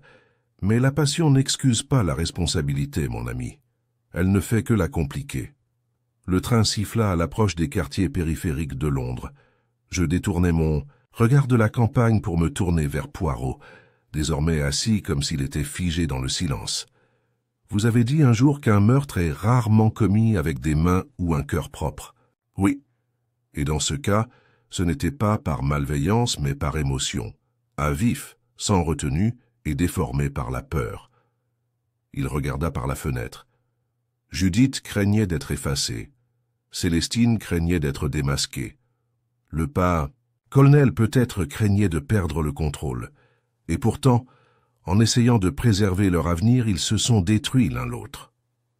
Le train ralentit en arrivant à la gare de Paddington. Poirot se leva, rajusta son manteau et descendit, sur le quai avec cette vivacité familière qui trahissait son âge. De retour à Whitehaven Mansions, je restais agité. Même après que Poirot eut enfilé ses pantoufles, même après que Miss Lemon eut regagné son bureau et repris le cliquetis régulier de sa machine, je restais incapable de tenir en place.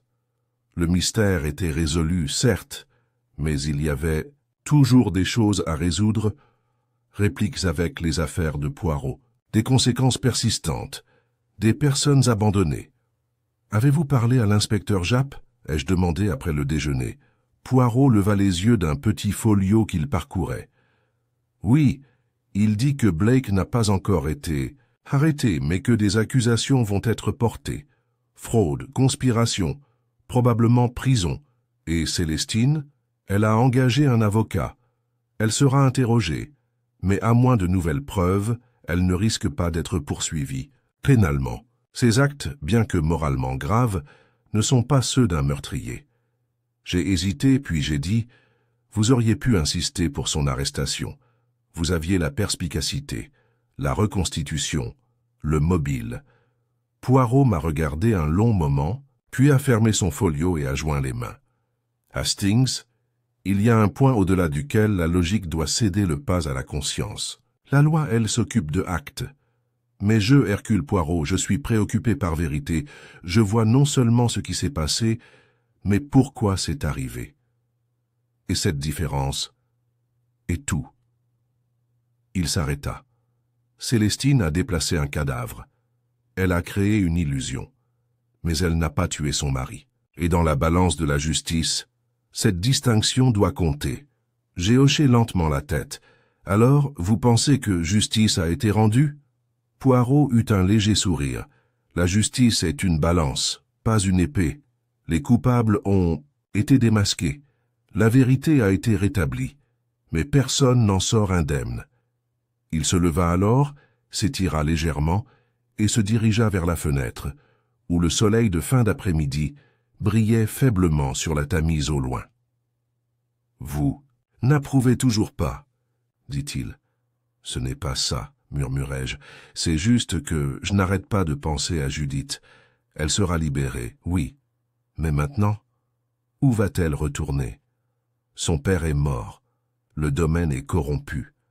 La femme qu'elle appelait, autrefois belle-mère, a trahi sa confiance. Que lui reste-t-il? Poirot ne répondit pas immédiatement. Lorsqu'il se retourna, il y avait dans son expression une douceur que j'avais rarement vue. Elle a des connaissances, Hastings, d'elle-même, de ce qu'elle a failli accomplir.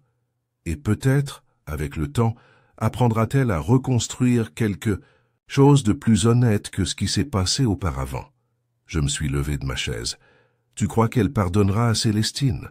Le regard de Poirot se posa sur le sol, comme s'il observait le déroulement de toute l'affaire.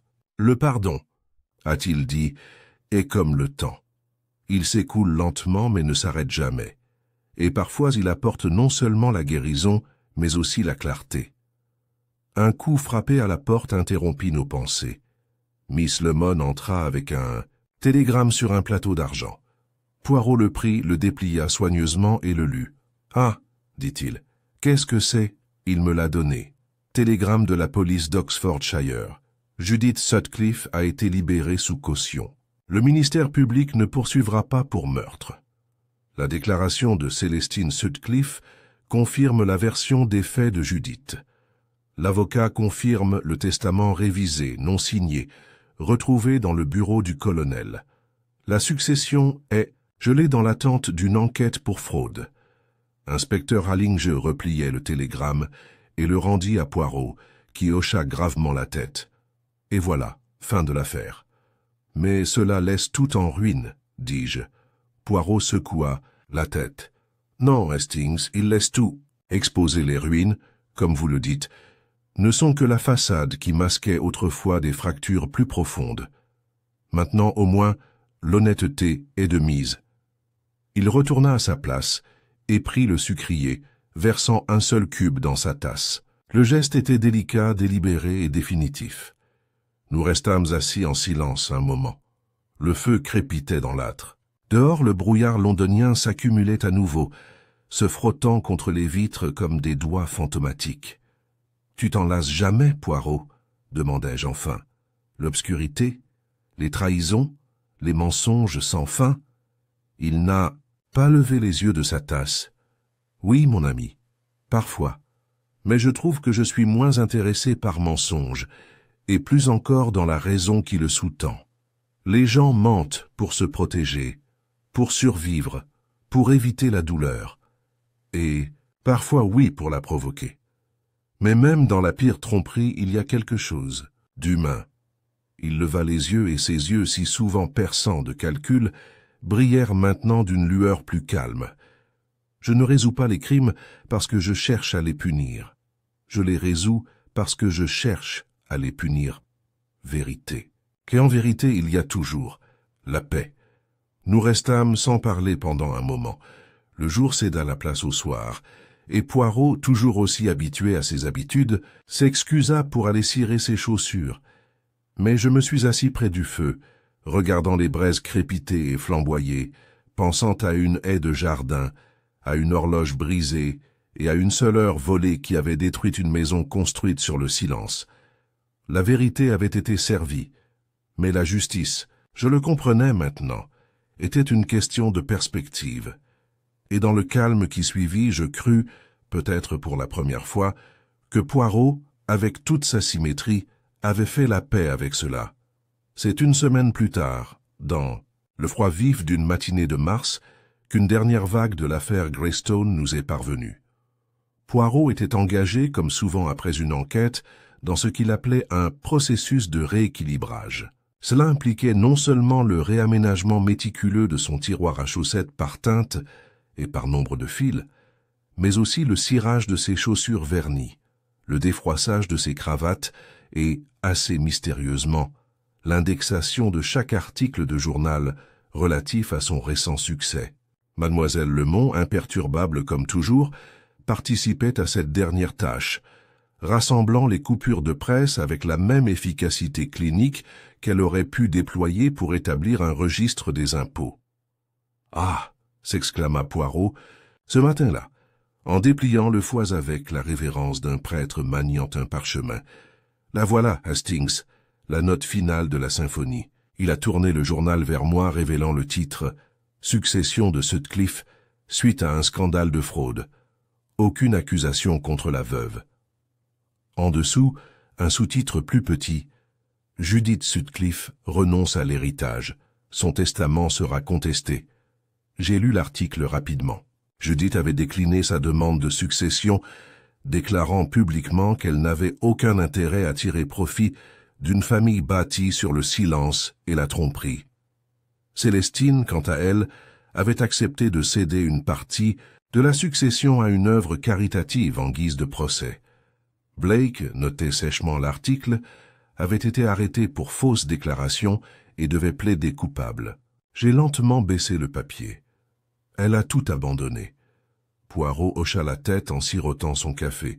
C'était son seul geste, un geste de conscience, peut-être aussi de défi. Elle n'aura rien. Elle aura paix, Hastings, et peut-être que cela vaut plus, je n'en étais pas si sûr. Mais qu'est-ce qui va lui arriver maintenant? Poirot posa sa tasse. Elle a quitté l'Angleterre. Cela m'a surpris. Comment le sais-tu? J'ai reçu une lettre ce matin. Il ouvrit un tiroir de son bureau et en sortit une petite enveloppe, oblitérée par la poste de Calais. L'écriture était fine et maîtrisée, celle de Judith sans équivoque. Il me la tendit sans cérémonie. « Monsieur Poirot, je ne vous écris pas pour vous remercier, même si je vous le dois, mais pour vous dire que je comprends maintenant pourquoi vous ne l'avez pas accusé. En vérité, je ne t'aurais pas cru à... » Ce moment-là, j'étais trop rongé par la culpabilité. J'avais frappé mon père et sur le coup j'ai cru l'avoir tué. Mais le coup le plus dur, c'est celui que je me suis infligé à moi-même. Et elle, Célestine, le savait. Elle a vu ma honte et l'a assumée. Ce n'est pas de l'innocence, mais ce n'est pas non plus de la méchanceté. Je pars en France pour tout recommencer. J'ai accepté un poste de professeur d'anglais dans une petite école près de Lyon. La directrice est sévère, mais juste, une qualité que j'apprécie. Aujourd'hui plus qu'autrefois.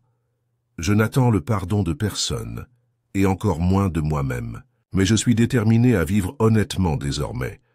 C'est, je crois, la seule pénitence qui vaille la peine. Bien à vous, en vérité, Judith Sutcliffe, j'ai lu la lettre 2 fois. Poirot n'a rien dit pendant que je l'ai lue, se contentant de m'observer de son regard calme, mesuré, attentif, toujours attentif. Elle est partie pour de bon alors, murmurai-je. Partie. Poirot sourit doucement. Non, elle est arrivée. J'ai plié la lettre et je l'ai rendue. Et Célestine? Elle reste à Greystone pour l'instant. Une vie plus modeste, sous surveillance. Mais elle ne s'est pas effondrée.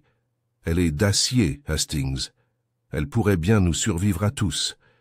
Il y avait quelque chose dans sa voix, une sorte d'étrange respect. Tu l'admires? Je la comprends. Elle a fait des choix, erronés, certes, mais humains. Et contrairement à beaucoup de ceux qui sont pris dans le mensonge, elle ne les a pas approfondis. Elle a arrêté.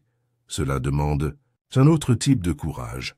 Il se leva, épousseta une poussière invisible de son revers et se dirigea vers la fenêtre. En contrebas, la rue grouillait de circulation et de bavardage, rythme régulier d'une ville qui n'avait pas de temps à perdre avec les sentiments. « Vous savez, dit-il, il y avait une chose que la lettre de Judith omettait. »« Oh » Elle ne m'a jamais demandé si je garderais son secret. Elle supposait que je le ferais. C'est ça la confiance, Hastings, une étrange forme de confiance, née non pas de l'affection, mais de la reconnaissance. Il se retourna, son expression pensive. Elle a vu ce que j'ai vu, non seulement les faits de l'affaire, mais aussi la forme de l'âme, c'est ce que nous ne devons jamais oublier. Une affaire n'est pas un puzzle à résoudre, c'est une humaine équation, avec douleur et conséquences à chaque tournant. J'ai hoché la tête, ressentant un étrange mélange de déception et de mélancolie. « Tu ne vas pas reprendre une affaire tout de suite, n'est-ce pas ?» Poirot rit. « Non, mon ami, mes neurones doivent se reposer. Un esprit sans repos est sujet à l'erreur, et Hercule Poirot passe faire des erreurs. » Il se rassit et se remit à ranger ses coupures de presse en fredonnant doucement. Je l'observai un instant, puis me laissai aller en arrière, laissant l'instant s'exprimer. Je me suis alors rendu compte qu'il était rare, même pour Poirot, de sortir d'une affaire avec autant de retenue. Il avait tout découvert, sans pour autant poursuivre personne. Il avait résolu le mystère, sans pour autant rendre son jugement. Ce n'était pas une victoire triomphale, comme certaines de ses victoires. C'était quelque chose de plus discret, de plus lourd. Tandis que le feu crépitait et que les horloges sonnèrent l'heure, je repensais à cette heure perdue à Greystone House. Non seulement un espace-temps, mais une métaphore, un symbole des silences entre nous, des vérités cachées, des gestes jamais faits. Et maintenant, après coup, chaque minute semblait avoir retrouvé son éclat. Douloureux peut-être, mais vrai. Poirot leva les yeux vers moi. « Dis-moi, Hastings, penses-tu toujours à cette affaire ?»« Bien sûr. » Il sourit. « C'est bien. Dès qu'on cesse de réfléchir, dès qu'on croit que le mystère est résolu, on devient comme le colonel, fier, aveugle et impréparé à la vérité. » Il ajusta une fois de plus les plis du journal. « Allons-y, » dit-il vivement. On dîne, et comme ça, le rideau est tombé, non pas avec drame, mais avec dignité. L'affaire de Greystone House s'était terminée, non pas par un feu d'artifice ou une tragédie, mais par une compréhension sereine. L'heure manquante avait été trouvée, non pas sur un cadran d'horloge, mais dans le cœur de ceux qui y avaient survécu. Et tandis que je suivais Poirot jusqu'à la salle à manger, je savais que, avec sa manière prudente et patiente, il avait, une fois de plus, fait ce qu'aucun autre homme n'aurait pu faire. Il avait vu la vérité et l'avait laissé vivre.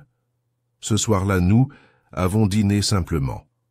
Une omelette aux fines herbes, délicate et parfaitement pliée par Poirot lui-même, accompagnée d'une salade d'endives croquantes et d'une modeste bouteille de vin blanc qu'il avait gardée pour un moment de calme satisfaction.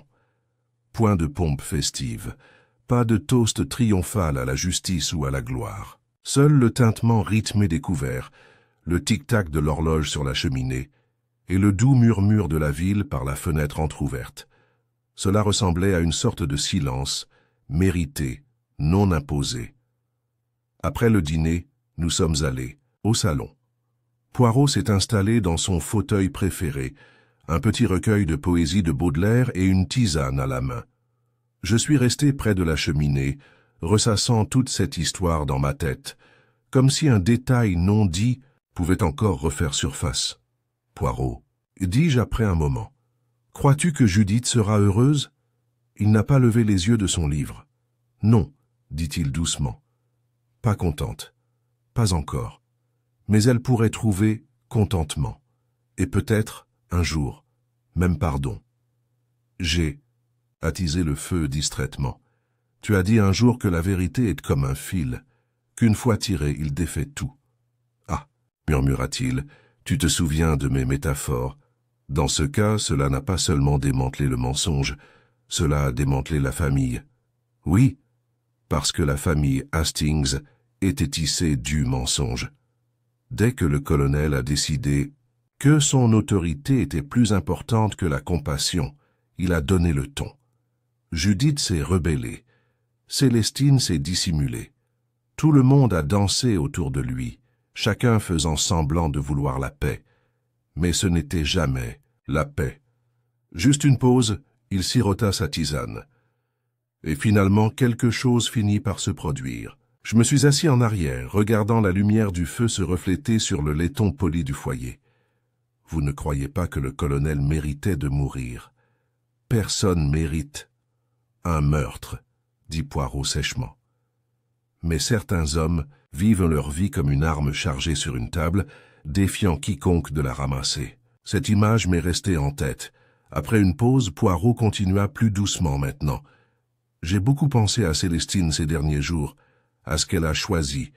Pas le meurtre, mais la complicité. Pas la protection, mais la dissimulation. Elle aurait pu appeler la police.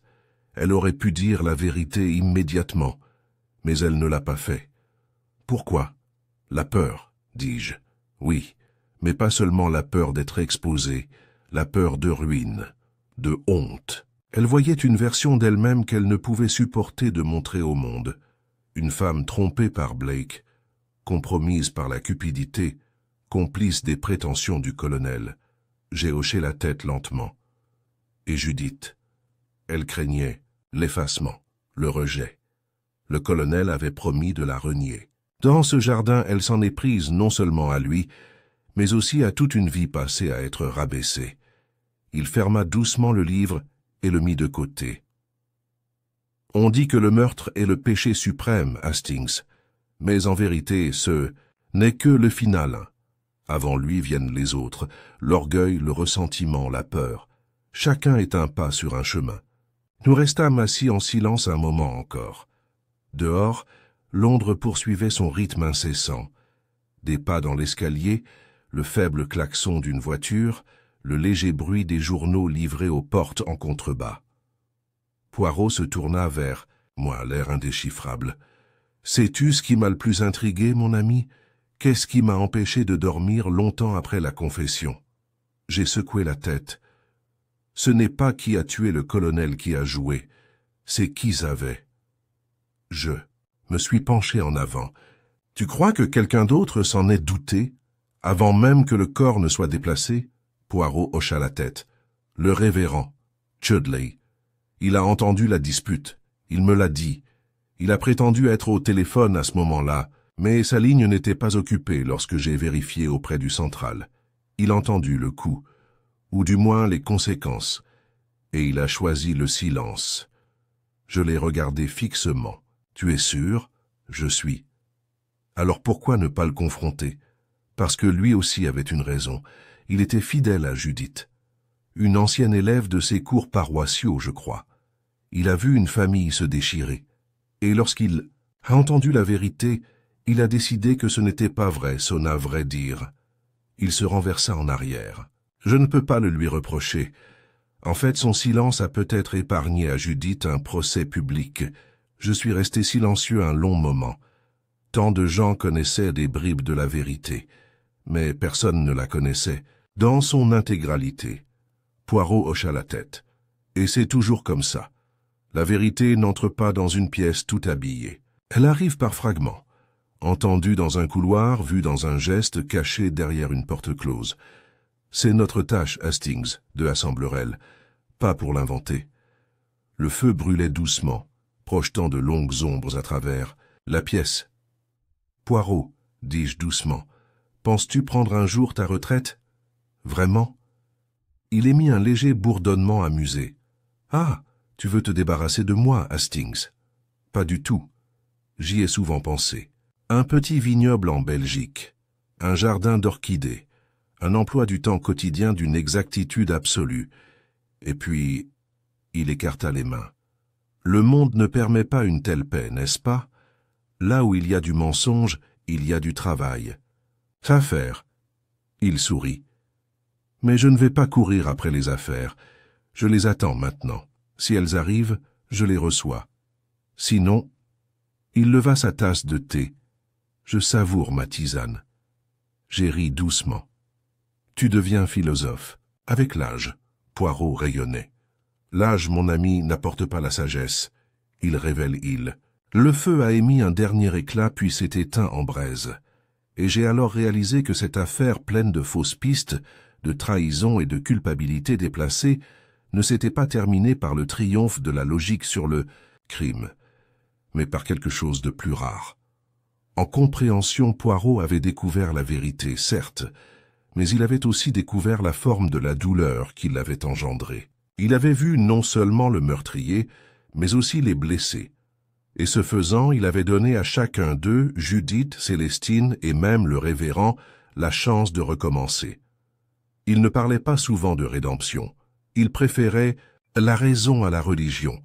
Mais ce soir-là, dans la dignité silencieuse de son appartement, j'ai cru qu'il la comprenait mieux que la plupart des prêtres. « Bonne nuit, Hastings », dit-il tandis que je me levais. « Bonne nuit, Poirot. » Et je l'ai laissé là, encadré par la lumière du feu et l'ombre, sirotant sa tisane avec la paix d'un homme qui, pour une fois, n'avait pas simplement résolu un mystère, mais a réparé une âme.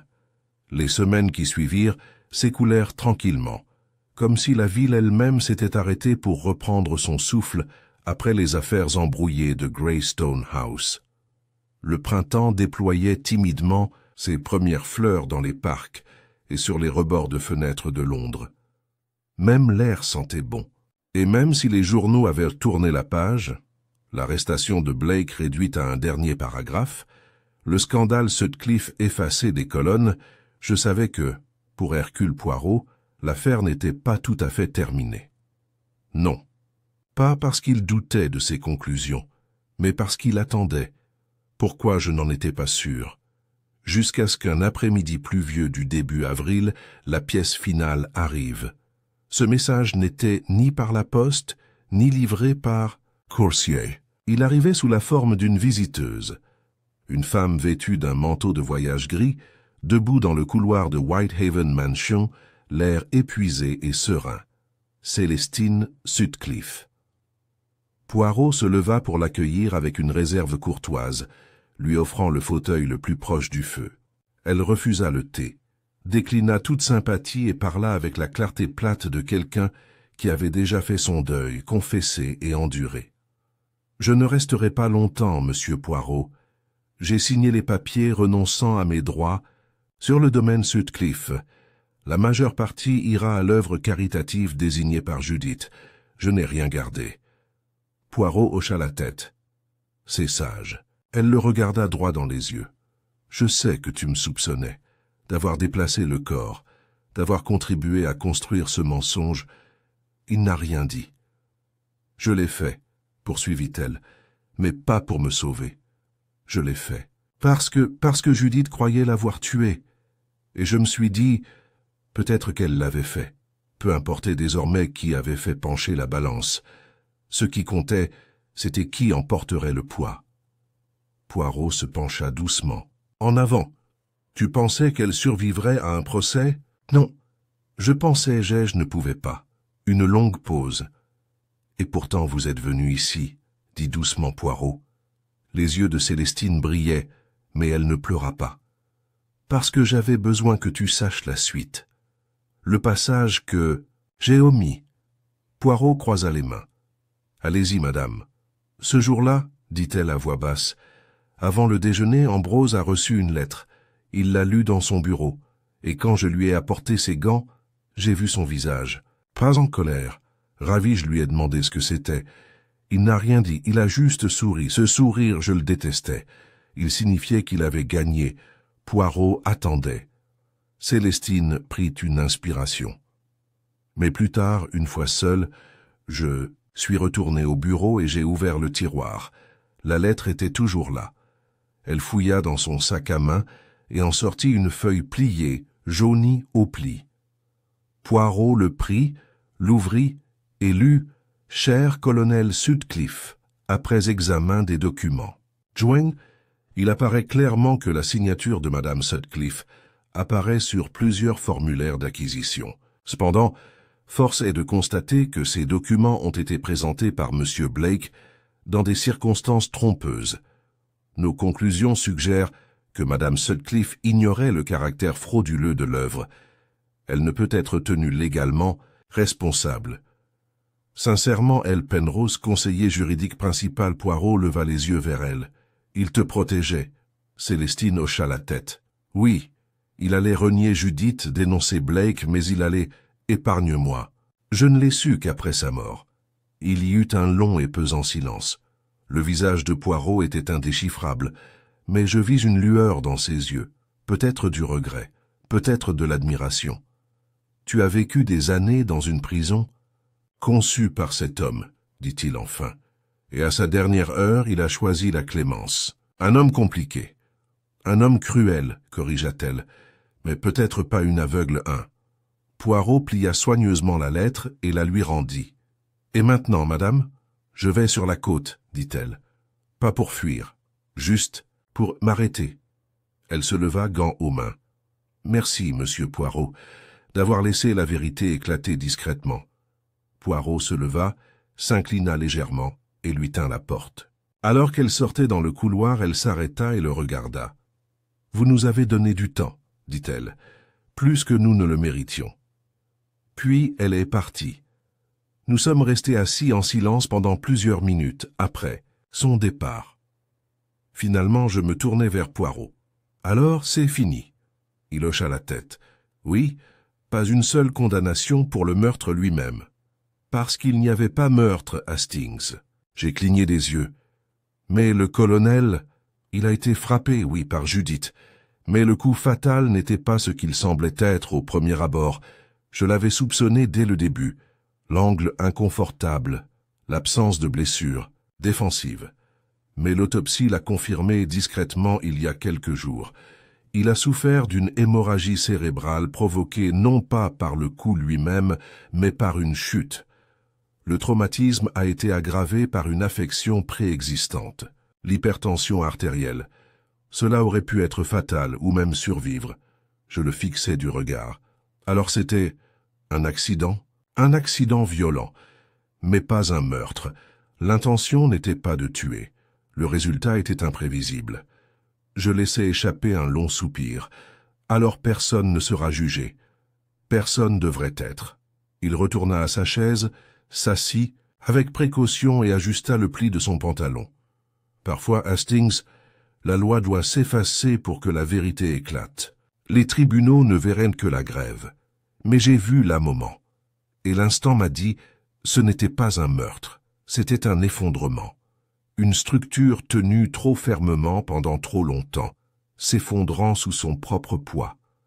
Le feu s'éteignit à nouveau. Nous restâmes assis un moment sans parler. Finalement, je me suis levé et me suis tourné vers la fenêtre. La pluie avait cessé. Le soleil, fragile et instable, commençait à percer entre les nuages. Poirot se leva également et, comme il le faisait souvent à la fin d'une affaire, il attrapa sa canne à manche d'argent et la tapota doucement contre le sol. On peut classer celle-ci, Hastings, non pas sous la rubrique « meurtre », mais sous la rubrique « fragilité humaine ». Il sourit, et vous voyez, n'est-ce pas? L'heure manquante n'était pas seulement dans la chronologie, elle était dans les gens, l'heure qu'ils refusaient tous de parler, celle qu'ils choisissaient tous de combler par le silence. C'était cette heure qu'il nous fallait découvrir. À ramasser son chapeau. Et maintenant que nous avons... Oui?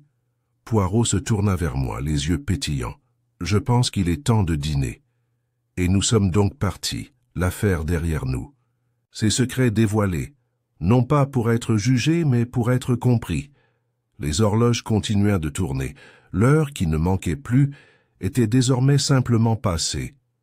Et dans le monde de Poirot, C'était la plus grande résolution de toutes.